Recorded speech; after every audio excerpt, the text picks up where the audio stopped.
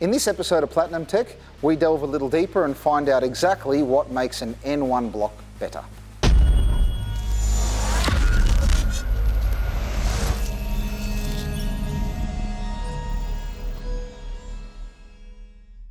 So we'd already done a feature comparing the RB26 standard block 05U and the 24U N1 block. Our results were fairly inconclusive because all we could talk about and look at was the physical attributes of the outside, the exterior of the block. The only things we noticed was a slightly thicker deck on the N1.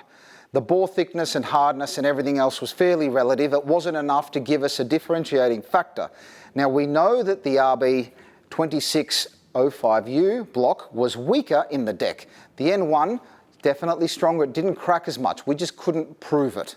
So now we've cut one up, we've got answers. How did we end up with a spare N1 block that we could cut up and butcher?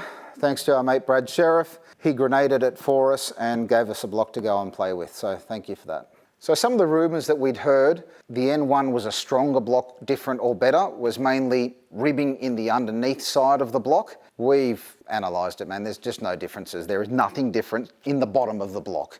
So why the N1 doesn't crack above the oil feed is this section here. It's beefy as, it's huge. This is mirrored on an 05U, so look at the same area here. You can see that bottom block tie for the head stud, it kind of shies away and it's quite thin there.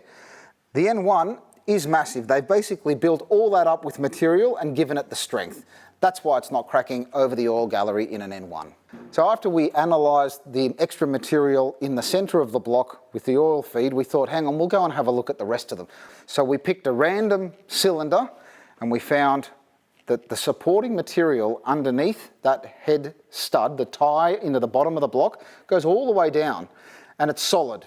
On the 05U, it shies away, it cuts away and it's a lot thinner. So it's missing a heap of support. Further to that, we had a look at the 05U and realised that if it's got an oil gallery drain back from the head to the sump next to the stud mount, it's got material all the way down and it's supported. The N1 is the same in that area, but the unsupported without an oil drain back doesn't have the extra support in the 05U. In the 24U, there is extra material the whole way down, making it a stronger setup for a head stud block tie. So here's an example of an 05U. Oil gallery return has a whole heap of beef around it protecting it, and it backs on to the tie for the stud all the way through. They're untouched in the N1. It was the other ones obviously that needed the support, so that's where it happened. There was one stud that didn't have the support in the N1, and it's the same, exactly the same as the 05U, just behind the thermostat housing. There's no support because it's too close to a Welsh plug.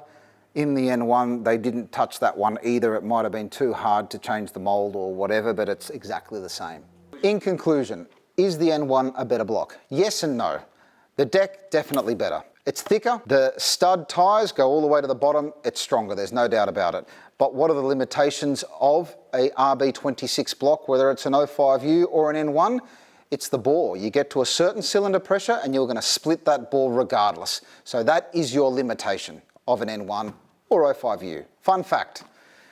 Andrew from Motive reached out to Alan Heafy from the ex-Gibson Motorsport crew when they were developing the RB platform for racing in Australia. They kept cracking the deck and cracking that oil gallery section on the RB. It was their feedback that went back to Nissan. They then modified those little areas, made some changes, made the N1 block. N1 block went back into racing in Australia. Gibson Motorsport pushed it and did everything they did with it. Guess what? No cracks. Problem solved.